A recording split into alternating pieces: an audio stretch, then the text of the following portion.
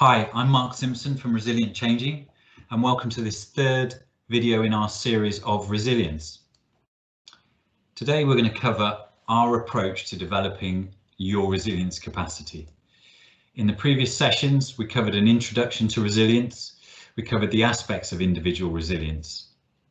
And by way of a brief recap, resilience has two facets to it: the resilience core, so your sense of purpose, living an authentic life true to yourself, perseverance, so how you can continue in the face of challenge, self-reliance, and equanimity. And resilience capacity doesn't happen on its own, so it's underpinned by a strong resilience support. So the way that you manage stress, healthy lifestyle practices, the way you connect to others, how we can live in balance, and how we stay engaged. Before we jump into our process, a few aims behind this. So the overall aim is to equip you with the competence, confidence, and commitment to develop your resilience capacity and to really thrive. And we aim to do all of that with care. So first of all, it's around helping this work fit around the existing demands you have today. We don't want this exercise of developing resilience to put you or your teams under more stress. But we recognise it does require an investment. It's also not about forcing you to do things. It really is an elective process, and it's certainly not about treating everybody the same. So there's a lot of personalisation in there, and we'll talk about this in some of the upcoming slides. And finally, the choice and ownership to take part of this remains with the individual. We have a typical process that lasts 12 weeks. And we go through 4 stages. In the first week, we're really introducing the topic of resilience, very similar to some of the material we've covered today. So we explain resilience, we explain the program of developing resilience, and we recognise this in itself is a change program. Some people may be concerned about why are you measuring my resilience? What happens if I don't come out as being resilient at a point in time? So we'll deal with all these questions and concerns and equip people with the confidence to proceed in the program. In the second phase, the measurement phase, which typically runs for 3 weeks, we'll open up our resilience measures. So the resilience scale and the resilience supports will allow people to participate in those surveys, and then we'll collect those results and analyse them. More on that to come. And then the third phase, typically weeks 2 to 11, is what we call the development phase. So that can be group development, so we'll look at some common themes that may emerge from the individual responses. So managing boundaries is extremely popular at the moment, particularly during this time of COVID when boundaries are blurring. We offer one-to-one coaching sessions, and we'll also introduce any other measures and interventions.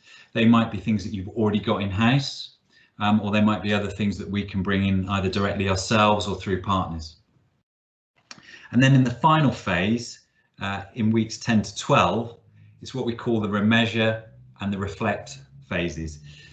During this process, we don't promise to increase your resilience capacity, but we do aim that you're able to really calibrate very effectively in terms of your own resilience, to identify when it's at or not at the level that you want.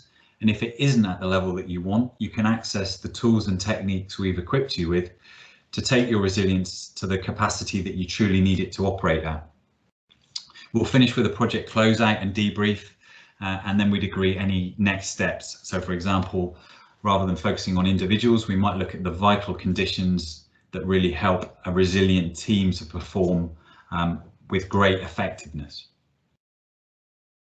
In terms of our measurements,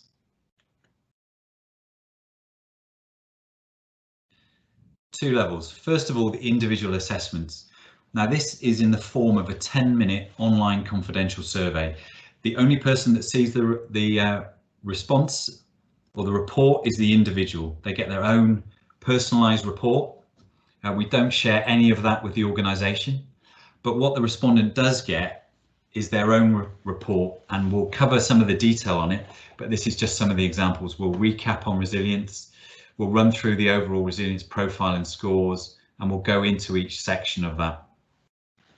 From a collective point of view, as a team, we'll analyse the individual results. And again, nothing that's going to identify an individual, but we will be looking for common themes and any suggested action areas for collective development.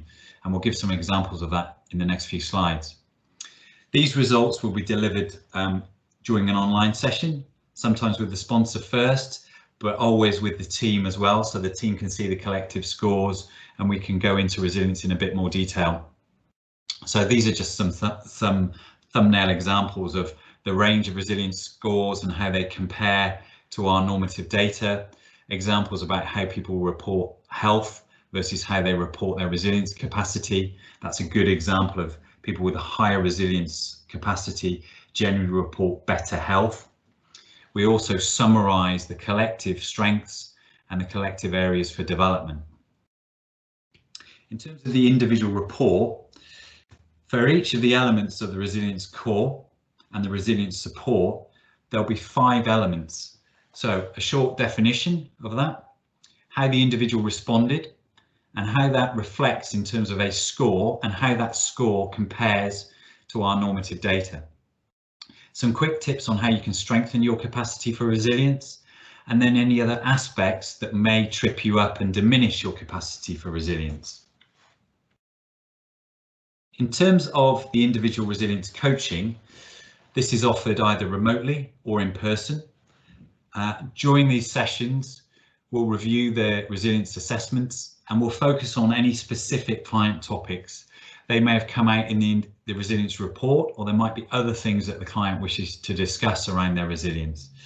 We'll equip people with some tips and tools that they can help increase their resilience capacity. Also things that will just help with their confidence around their resilience and their commitment to continue with the programme. And what we typically find is around 25 to 30% of participants elect for this individual coaching.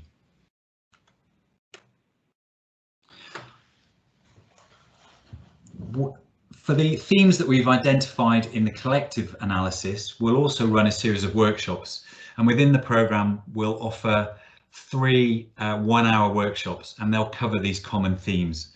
These are just a few examples, so things like finding purpose, managing boundaries, the ability to let go. These are delivered online at the moment, but can be delivered in person. We record all the online deliveries so they can be used for future reference by attendees or people that couldn't make it. And we'll also accompany these sessions with workshop material, and that can include some mini workbooks of things to take away and work on, as well as access to additional resources.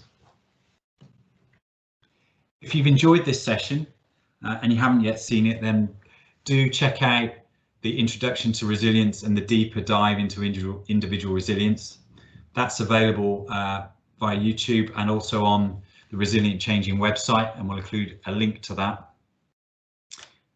So in summary, resilience is a capacity that can be developed, and will help individuals and teams to develop this capacity and critically self-sufficiency so they can manage their resilience in a proactive way. And this is not just about surviving, but it's really about thriving, be that at a personal level and a professional level. And if you want to know more, contact details here. Contact me, Mark Simpson, at Resilient Changing, or visit resilientchanging.com, and we can give you some more details about how we support individual and collective resilience. Thank you very much for watching. I hope you've enjoyed this show.